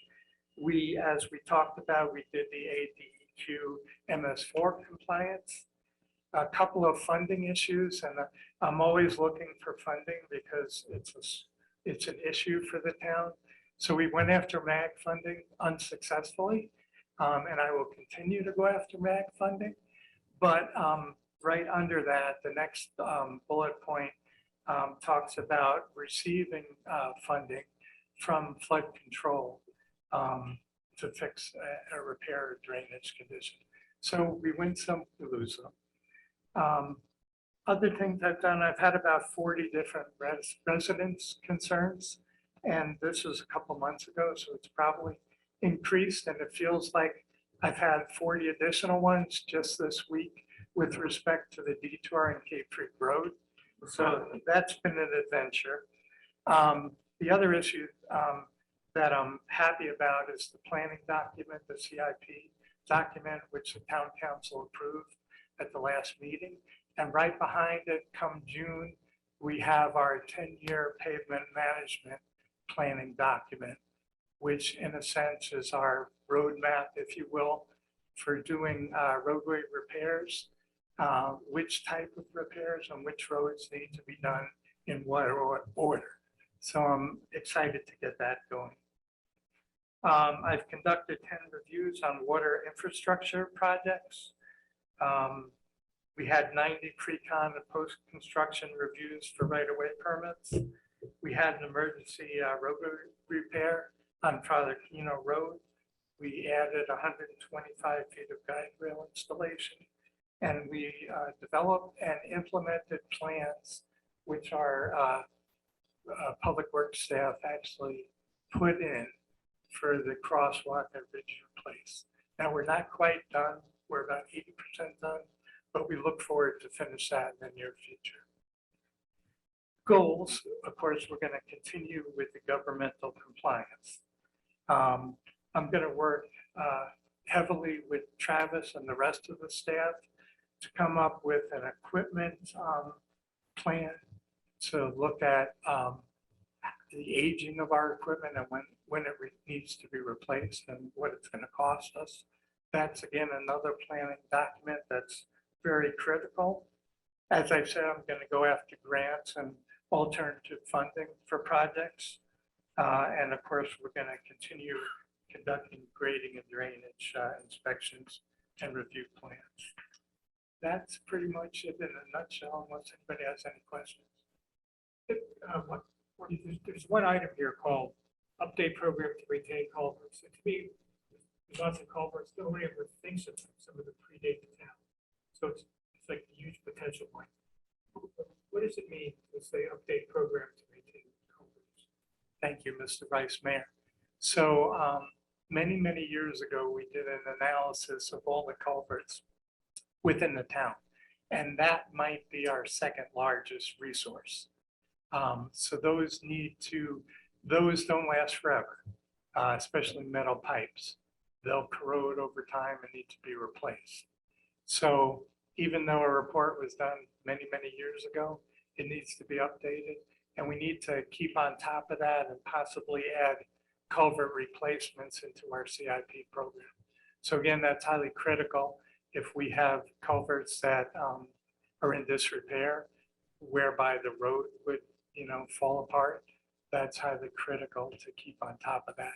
And really, we haven't been doing that. So I have to update those plans. So this is stuff that we do with our own staff, unlike the road evaluation where we hired someone to help us. Well, so it'd be in combination with that. Yes, my staff has a good familiarity with the culverts, but we might need some consultants on board also to help analyze which ones need to be replaced first and in what order, things of that nature. Thank you. Just a quick follow-up on that, to the Vice Mayor's point, that is a minefield, having been a little bit involved in that in our neighborhood. Are you going to set up some criteria to determine that's town responsibility, that's an old county culvert? Because it's, I mean, some of them are full of debris, don't work, there's just a mess out there. It's a very good question, Councilman. And Gary and I haven't really discussed that, but that would be an issue we'd have to discuss and try to figure out how we're going to handle that. That could be a huge liability for the town. Absolutely. Really don't have. Absolutely. Mark, just out of curiosity, what's the, how many miles of roads do we have in Carefree? So we have, it's roughly 55 lane miles, which means from point A to point B. Then if you take into account, like for instance, Cave Creek Road essentially has 2 lanes in each direction. So you have to double that if you're talking about actual footage of roadways. So we have about 110 if you look at all the asphalt altogether. So I actually did a back of envelope report to come up with the 23.3 million. So we have roughly almost 270,000 square yards of asphalt in the town. So it's very large. Thank you. Any That's a further? good segue to the next slide, which Mark will also be covering, but I would like to ask the crew to stand and get acknowledged with us today. Come on, guys.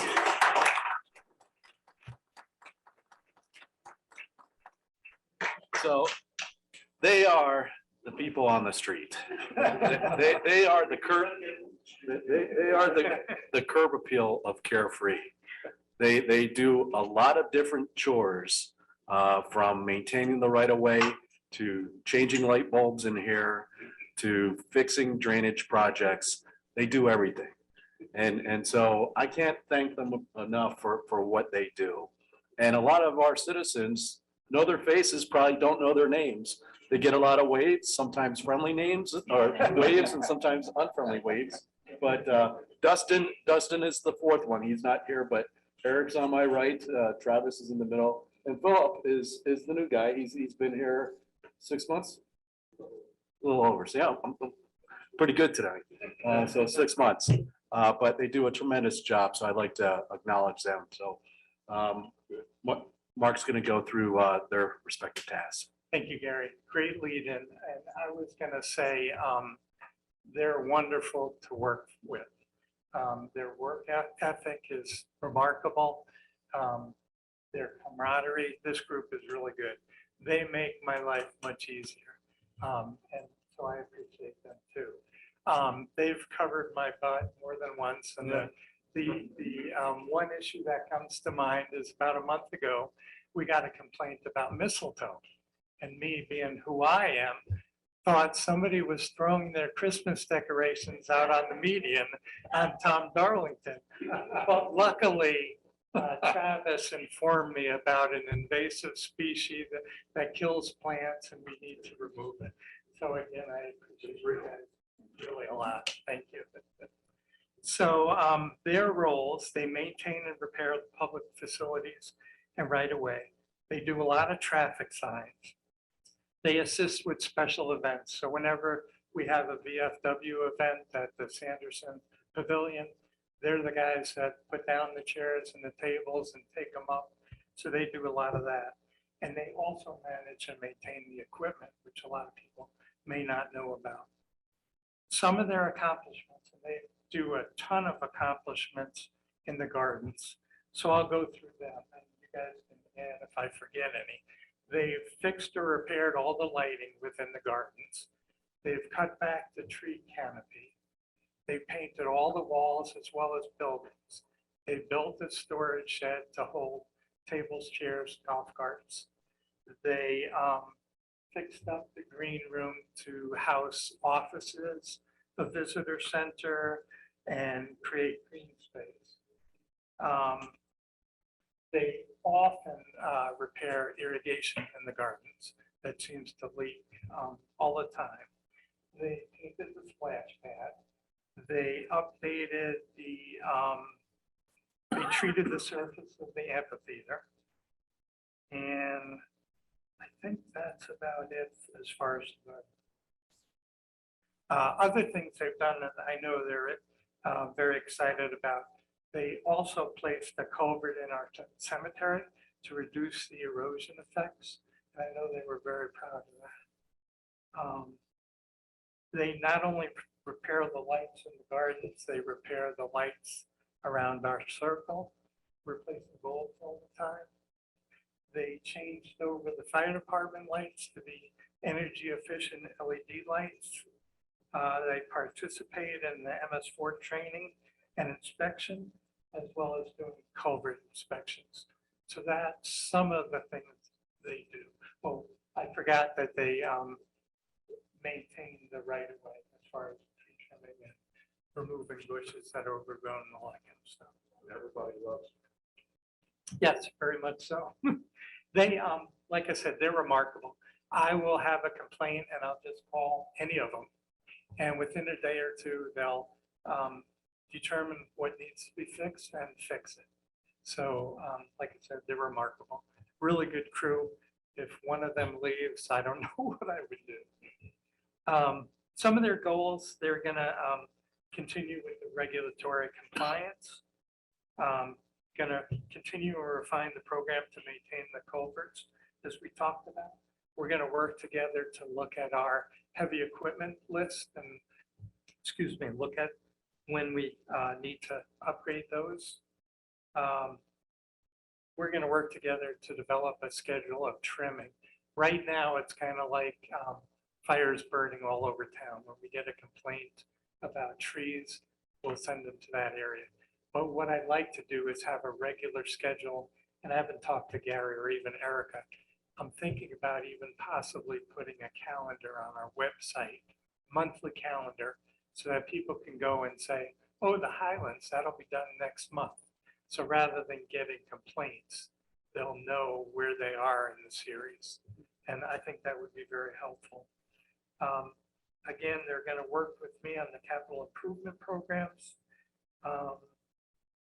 and continue to maintain the rights of way. So that's all I have. Did you guys have any additional? From a budget Like I said, perspective, you guys make it easy for me. Mayor and members of council, from a budget perspective, one of the things that we're looking at investing in is a lift so that they can access our electric gas lamps, if you will. They have always been problematic in accessing, and we typically put a ladder, or they put a ladder against it. Probably does not meet OSHA standards, but it's a constant project that they have to go out there and fix those lights, in addition to the holiday decorations. So having that lift is something that's critical to their effort. So that will be part of next year's budget. So Thank you, Gary. And so one other thing that Gary reminded me about, so they've come up with a different way to maintain the trimming around town, and it's been a smoother operation, as well as we are also looking at getting what we call a thumb or a grapple. So in other words, instead of them being off the side of the road and picking up their brush and whatever and throwing it into a dump truck, now they'll have this big mechanism which can pick up a lot more at once and place it in the dump truck. So it's a more fluid operation. These guys are always thinking about making their life easier too. I think it needs to be said that, you know, we acknowledged this before, but the skilled labor among that crew is off the charts, because, you know, any public works departments in other municipalities don't build a shed like what these guys built. And it's so beautiful. I mean, the way that it blends in the gardens, and the fact that you guys were able to do that. There's other towns and cities will contract that work out. And so the thousands of dollars that you saved our town in doing that internally, it just amazes me. So thank you.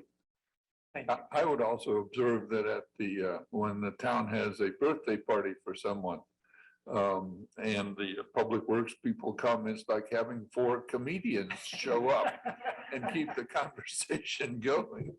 Very true, Mayor. Thank you. We like to eat. Thank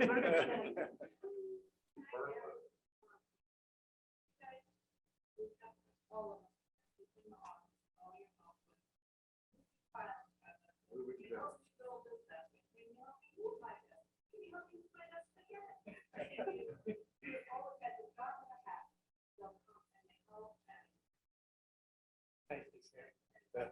And they're smiling when they do it. Yes. Yes.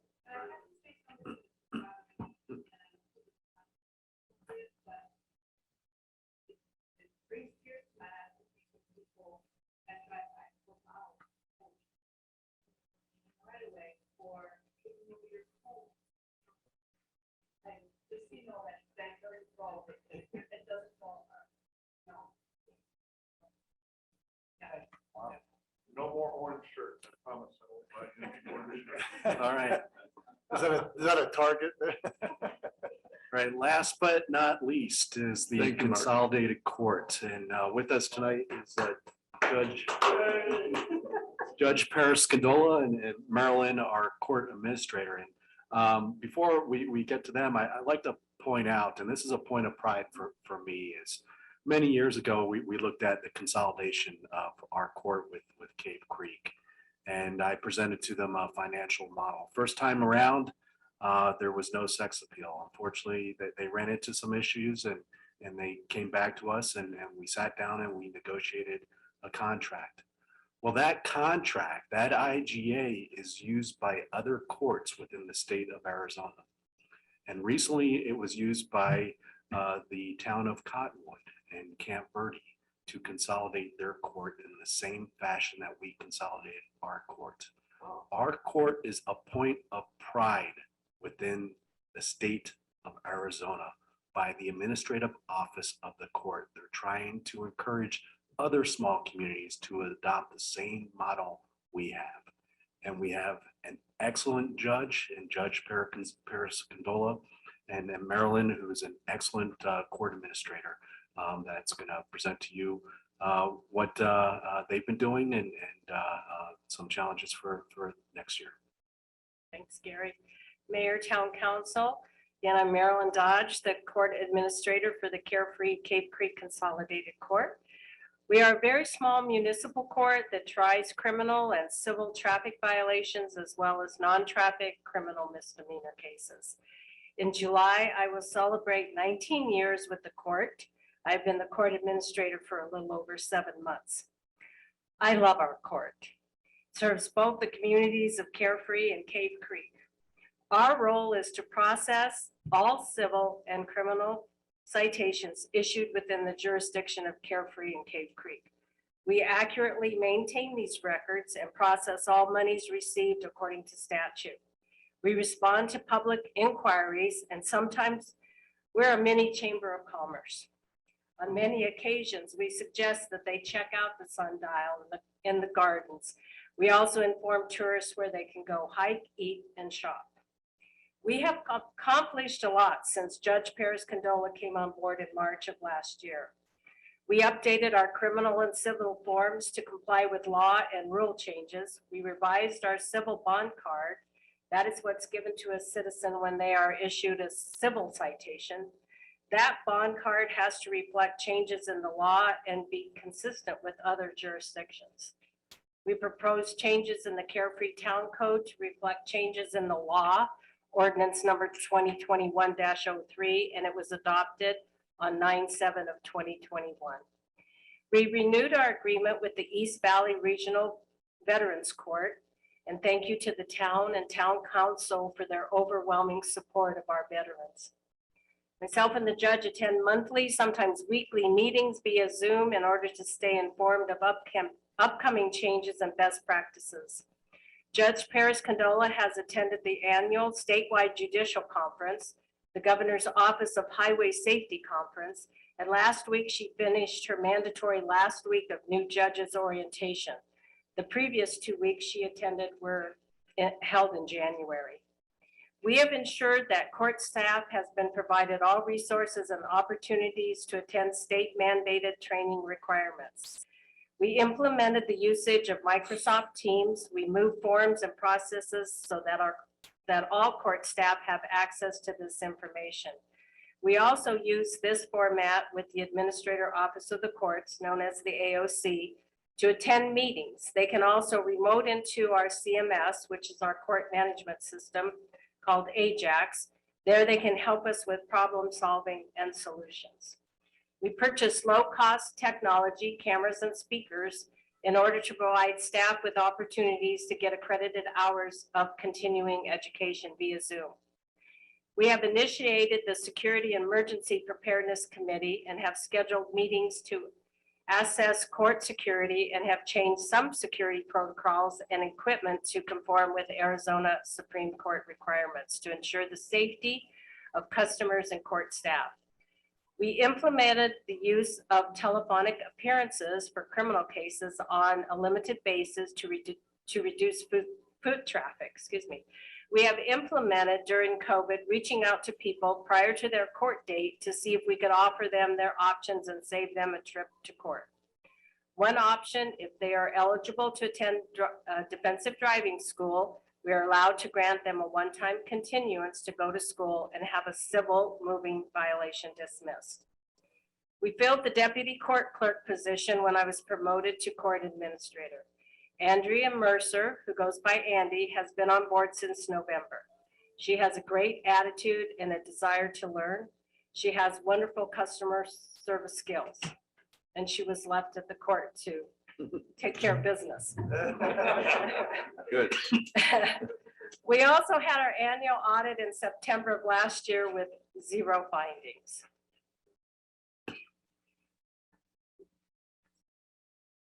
Wrong page. Our goals are many. We continue to streamline our court process and employ technology where appropriate to promote efficiency and always improve our customer service and access to justice. We will continue to update and create court forms to comply with changes in the law and rules as needed. We will continue to identify any security concerns and identify possible needs qualifying for grant funding to improve court and customer service. We will continue to attend all pertinent meetings and conferences that are relevant to ensure that the best practices are being employed at the court. We will continue to identify all material relevant education opportunities to enhance and improve court staff knowledge and performance of duties. I can assure you, I am learning something new every day without attending a single meeting. I just show up for work. Judge Paris Condola has been evaluating, updating, and revising internal court administrative orders. This is very time consuming. Lastly, we want to continue to update the court's website to improve ease of use, functionality, and promote access to justice. Erica just helped us update our COVID protocols. So thank you, Erica. And thank you for the opportunity to tell you about the court. Have any questions? You're busy. Oh, yes, we're very Everyone is. busy. Thank Very you. lean and mean. Just two of them. So Mayor, we are in very, very capable hands with the Consolidated Court of Maryland and Judge Paris Condola. Thank you for everything that you do. Say that and spell that. Yeah, out. exactly, exactly. So that concludes staff's presentations for this year associated with the budget. Next week, we will put a little meat on the bones and talk about numbers behind some of the initiatives and discussion points today. So you'll get to see at a high elevation the respective costs to operate the town and the revenues that support it. But one thing that's outside of operational costs are capital improvements. And so we've saved capital reserves from one-time revenue streams, not ongoing revenue, but one-time revenue. And that's mostly construction sales tax and savings over our operational budget. So the money that we don't expend in a given fiscal year is put in a pot for capital reserves. And as Mark and others have articulated tonight, we have a lot of liability in our streets, in our culverts. They were brought up tonight.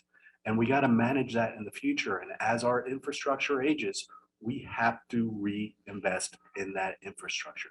It's like if you don't do that exercise that your doctor prescribes, there's bigger things coming to you, whether it's the knee replacement or the hip replacement. Those are not cheap. We don't want to get there. So we have to manage that infrastructure. And that's what we're doing. So the capital improvement program or projects that are listed in front of you tonight, a drainage project. Mark talked a little bit about the grant that we received from Maricopa County Flood Control District. If you look at your tax bill, you pay a property tax to Maricopa County Flood Control District, but none of those funds come back to the town of Carefree. Due to Mark's good efforts, finally, we are getting some money back.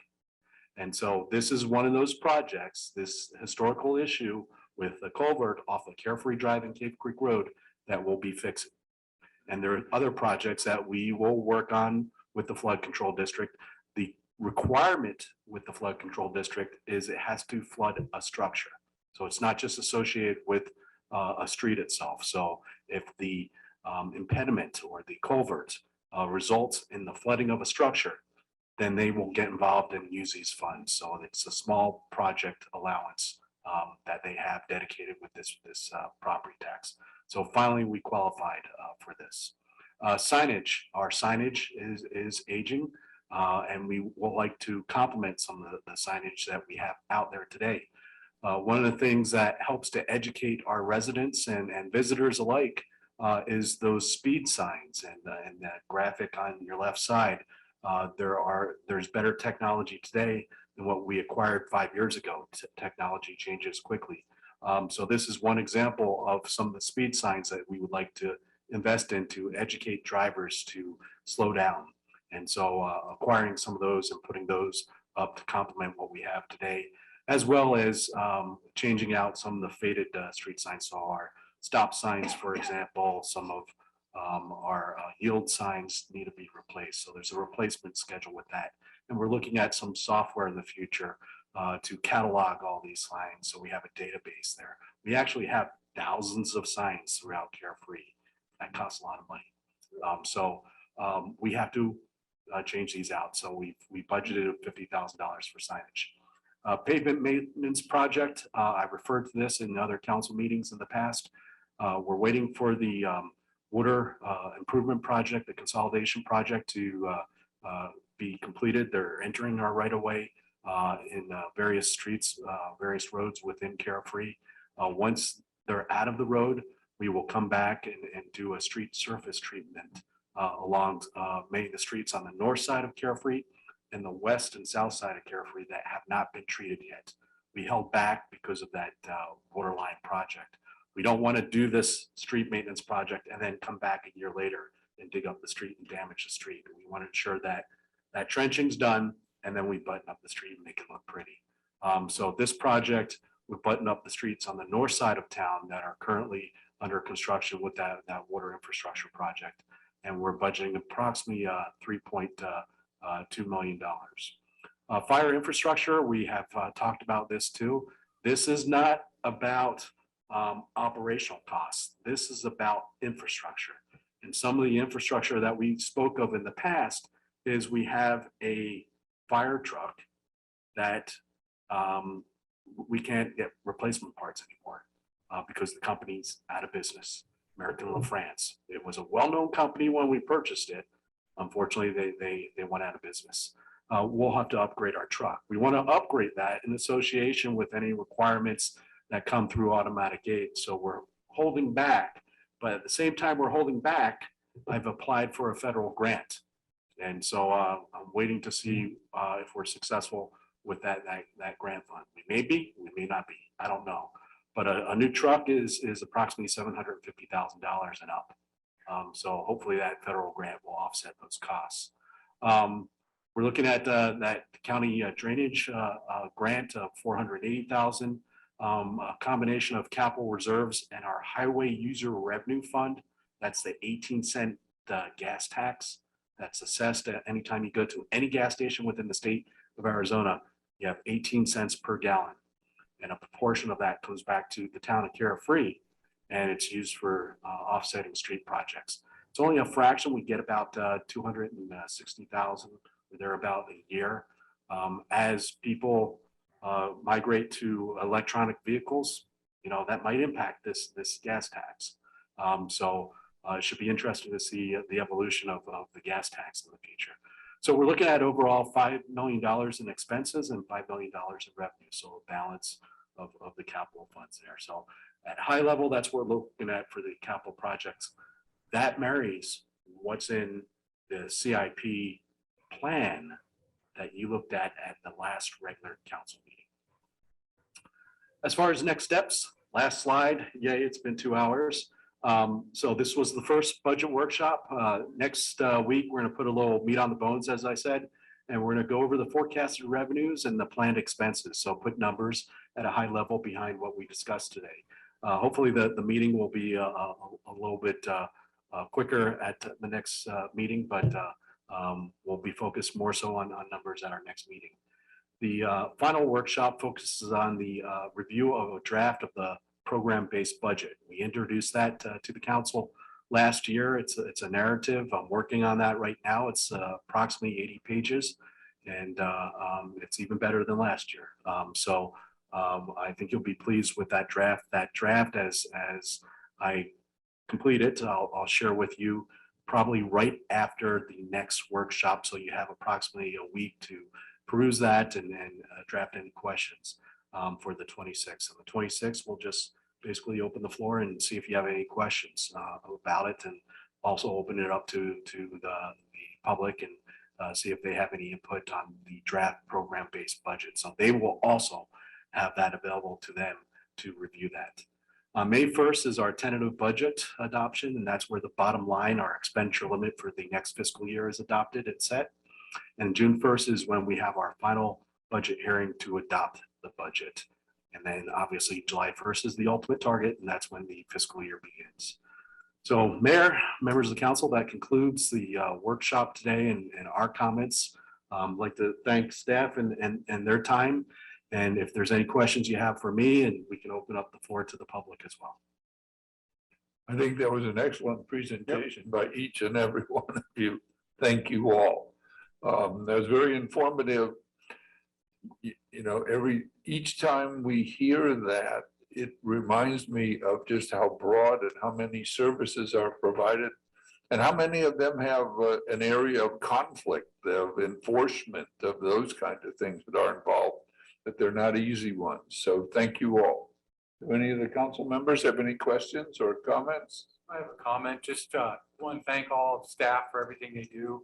And it's amazing how much we get for how little we pay. When I look at my tax bill, which is the only thing that I pay, you know, unless I buy something in town, we don't put any money into it as citizens, and we get a lot back. Gary, once again, how many full-time staff do we have here in Carefree? A total of 17 full-time staff. Can you put a number on what a typical town, city, whatever staff of equal size would have just in general? I mean, we have 17, but to do all the jobs that we do, what would you estimate? You know, that's a hard comparison. The only thing I can equate to is my experience with the Rural Arizona Health Trust, and those are our benchmark communities for the most part. We can look at our neighbor to the west, the town of Cape Creek, that has double the size of the administrative staff minus their water utility department. So, you know, we should be proud with what we do and with our limited resources. Many of these communities told me at our last board meeting that their budgets are north of $30 million. That's their operation budget from an administrative perspective. Our operational budget is less than $7 million. We do a lot with less. Thank you. Anything further? Question? Yes, ma'am. This isn't actually a question, but first of all, I just want to say this presentation was incredibly good. I appreciate all the good work that's went into it. My comment was really just on the earlier discussion where there have been requests for verbatim minutes. And I had several terms serving on the board of the NESD, which was the predecessor organization to FINRA, owned the NASDAQ, owned the American Stock Exchange, performed all financial regulations. It's both an arm of the SEC, reports to the SEC. I also served on FINRA's Financial Educational Foundation. And when that question came up at both those boards, it was the conclusion that best corporate secretary practice is that minutes should not be verbatim. They should simply represent the sense of the meetings. So to the extent that applies in the public, I just wanted to make that observation. Okay, thank you. And that's basically the philosophy that we've had on ours. So thank you. That was very helpful. Anything further? Yes, ma'am. Yeah, I'm curious, if you mentioned that you are building going on in town, has the town considered a dark sky initiative? Yes. Gary, would you like to talk to some of the issues that are attendant to dark sky initiatives? Yeah, it's certainly a balancing act, and we do have dark sky standards. Our lighting restrictions are one of the most restrictive ones. When you look at dark skies, you have to look at the ambient effect of all the lighting around you. We have ball fields in Scottsdale, just south of Carefree, that will light up the sky when they're lit.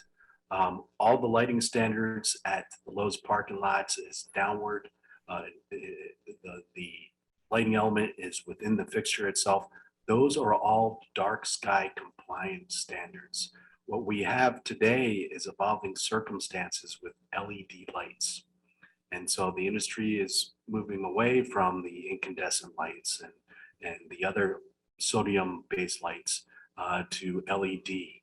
Well, that's measured from aluminum's perspective. And so the standards are measured differently than our own ordinance. We have to upgrade our ordinance to meet today's standards. So that's something that Stacy's going to be evaluating in the future with an upgrade to our lighting standards. But for the most part, our standards are compliant with that. We do have lights, for example, in the Bashas parking lot that predate the town standards that are not dark sky compliant. And over time, as they change them out and our standards obviously address what can be built today and what can be installed today, they will be dark sky compliant. So yeah, it is our goal to mitigate the glow in the sky. And that's certainly something that we want to protect, because that's another element that people move up here and they appreciate those dark skies at night. But once again, it's also a balancing act. You cannot have stealth lighting. So in commercial areas, you need to have a safe environment. So you need some level of street lights in our town center. There's snakes at night. People feel insecure when they're walking the streets without those lights. And when we installed those lights, it helped to preserve a sense of security, a sense of safety for many of the folks that now enjoy our town center at night. But we try and do everything with the eye on being compliant to dark skies. Thank you. Anything further? Hearing none, the next item on our agenda is adjournment. Is there a motion for adjournment? Motion to adjourn. Second. And seconded, all those in favor, say aye. Aye. Thank you all.